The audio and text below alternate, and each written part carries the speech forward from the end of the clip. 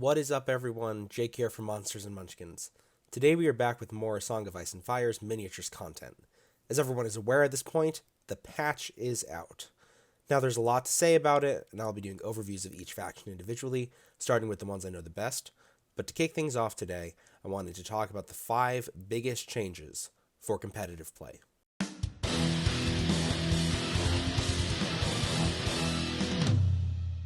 The number 5 change that I want to talk about is kind of a double-sided one. That's the change to both Rally Cry and the Sustain or Grind Heavy Cav, as I'm going to call them. There was a lot of whining and moaning from the community about 2 Cav units in particular, and that was Flayed Men and Champions of the Stag. To be completely honest, I didn't necessarily think that these units were broken, they were just hyper-efficient. Due to that, we wound up seeing them in pretty much every single list that could run them. Flayed Men in particular were taken in every faction that didn't have their own heavy cav, like Targaryens or Greyjoys. Due to this, both of them saw some pretty steep adjustments. As for champs, and Flayed Men as well, they both only throw 6 dice on top profile, and now they both bracket to 4. Flayed Men did previously, but champs used to bracket to 5. And champs are now sitting on a 6 at morale, so that kind of hurts maybe for some of the lists that are wanting to shoot into combat. We'll talk about why I don't necessarily think this was the massive change that it was supposed to be. The Glory Seeker attachment, which is the other thing I wanted to talk about, lost Rally Cry. In general, Rally Cry was pulled from a lot of units in the game. I think this was probably to make character units like Eddard and Grey Worm feel more unique, and this is actually a change that I am very much so in favor of. According to a large portion of the internet, these units are dead, but I don't necessarily think it's so cut and dry. Flayed Men are still going to serve a very important role in armies that were taking them. They were usually there for the intimidating presence, or like I said previously, to supplement the lack of heavy cav in a faction. Intimidating presence is something that stand-aside Baratheons still want. I think Lannisters probably still want Flayed Men with the buff to the Clegane Butcher. Targaryens probably still want to run them over Blood Riders. I think Blood Riders, with the change we're going to talk about in a second, are more useless than ever, but I also think Flayed Men with Intimidating Presence are going to support 7-point Drogon, who's already chucking out his own panic tokens and doesn't need a vulnerable. Unfortunately, this is just another nail in the coffin for people that wanted to play neutrals. Clearly, they don't see neutrals as a faction, and while they'll still probably take Flayed Men because they don't have a better option, really, it's just really a slap in the face. Factions without cavalry, like Greyjoys, might still want to think about taking a unit like Flayed Men, but it probably also brings Hedge Knights back into consideration. As for Champions of the Stag, I don't think the meta list that was running them has changed literally at all. Stand-aside Baratheons, like I said earlier, still wants Flayed Men for Intimidating Presence, and I think that was probably the best list at the higher levels of play. But the Elden list, which was probably the number 2 runner-up, largely stays the same. While people might talk about Elden getting nerfed, he lived in Wardens, the hardened change doesn't affect him.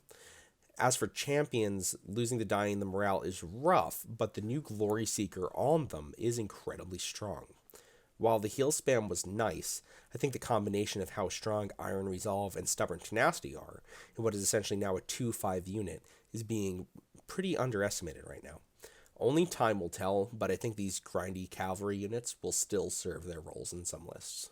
Moving on to our number 4 change, this is something we'll also talk about in our Free Folk video, but the menace that was Free Folk has been toppled. I should say that Free Folk are still going to be a very strong faction, and we should not write them off at all.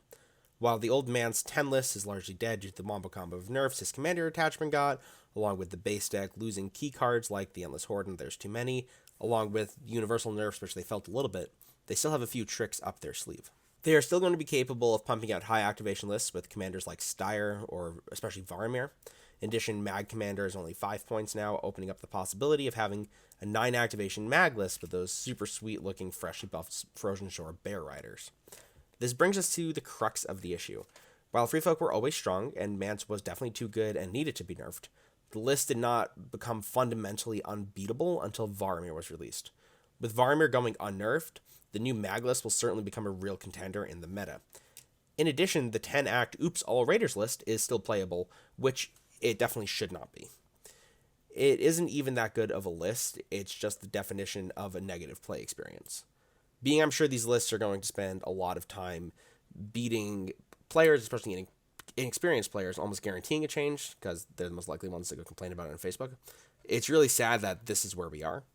While I no longer think Free Folk will be the top, CMON's inability to address the real issues in the game means this change will not be as impactful as it could have been. Number 3, getting into the universal changes. I feel like this is the least impactful of the changes that I feel are worth talking about that affected the entire game, but Expert Duelist has been changed. Now, instead of doing a wound or killing an attachment on a 3+, you can still do the guaranteed wound, but it's a 5+ to kill an attachment. All the people out there who were salty about their commander or garbage 2-point attachment getting sniped can breathe a sodium-filled sigh of relief. In all seriousness, there was an unnecessary amount of complaints from the peanut gallery about the wrong half of Expert Duelist. No one cared about sniping your shitty commander. The reason Expert Duelist was necessary for the meta was the fact that some attachments, like Old Hardened, or the two we're going to talk about, were really difficult to deal with. Being they have already been nerfed extensively, the rule doesn't really matter anymore. No one is going to try to use Expert Duelist on a 5+. The problem, dear peanut gallery, was the extra wound, but that wasn't what got complained about. Drogo can still sit in Flayed-Men and force mega panic checks all day long. CMON's statement in the changelog, quite frankly, is complete BS.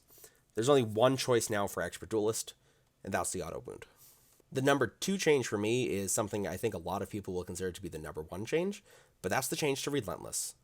Relentless has now been changed to a melee attack in response to getting attacked, instead of effectively being a free activation. Relentless was clearly problematic in some factions. Obviously, I'm biased, I'm sad my Greyjoys lost it. Losing Relentless means competitive Greyjoy lists will just be a wall of 4-pointers with no attachments and 1 7-pointer. That's not really fun and exciting for me, I'm a little bummed about it. Targs are probably the least affected by this change, being Freedmen were already starting to see play, Dragons down to 7 points, and Harkars becoming slightly more appealing. The factions had options to start pushing activations, and the 8 activation Drogo lists and the 9 activation Marcelin lists are probably roughly the same-ish.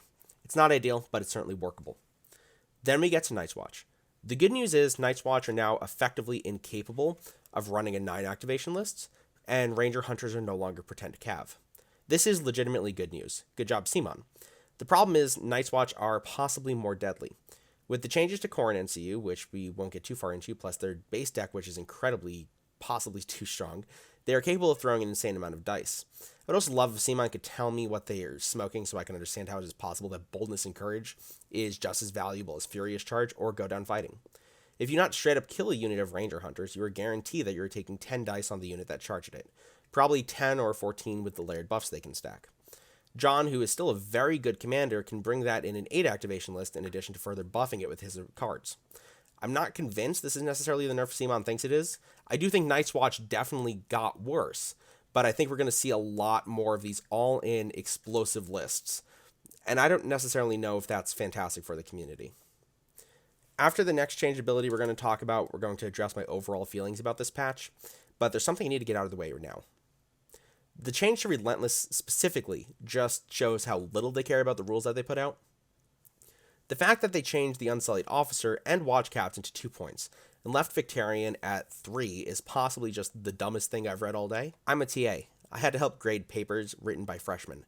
That's saying quite a lot. The other 2 attachments are spammable, and the Watch Captain comes with a really, really, really good ability. Vic has a pretty mid ability and is a unique character. This just felt lazy. In addition, due to what I imagine is a lack of playtesting, the new rule for Relentless is already broken. And I don't mean it's busted, I mean it is actually broken. 2 units engaged with each other with Relentless can perform infinite melee attacks. I cannot imagine that was possibly what was intended. One important thing to note about New Relentless is that it does not say the unit needs to be attacked by a melee attack. If you shoot a unit with Relentless, it can attack a unit engaged with it. In addition, it can also destroy destructible terrain, so be careful about hiding archers behind palisades. Finally, the biggest change of the game, in my opinion, Warcry. Warcry will be missed. This is the most impactful change because except for a handful of factions, almost every faction had some access to it. The ability to throw out tokens onto any unit in long range was incredibly strong. It helps Stark set up one-shots, Lannisters put panic damage out, and Greyjoys farm efficiency. The change means now most lists will probably not take it, especially if they have a different option. One token handed out to a unit in long range is significantly weaker. Being you need to pass a morale check to make it happen, it is just usually not worth the extra point. It is now just a worse version of Mark Target. If you have points for Ramsey attachment or another method of putting out tokens, it's probably not worth it to take Warcry now. It will certainly see play in some lists like Faith lists, maybe Greyjoys, if a Roost list really needs tokens on things, but it will no longer be the game-defining piece that it was. People used to argue it was one of the reasons you wanted Blood Riders, but with this change, I am less confident in that unit than I ever was. By the way, Warcry on a card also got changed. It already had a pretty garbage trigger, now it's a pretty garbage ability. Before I get into the next part of the video, I need to say that everything I say because I love this game. Overall, this patch felt lackluster.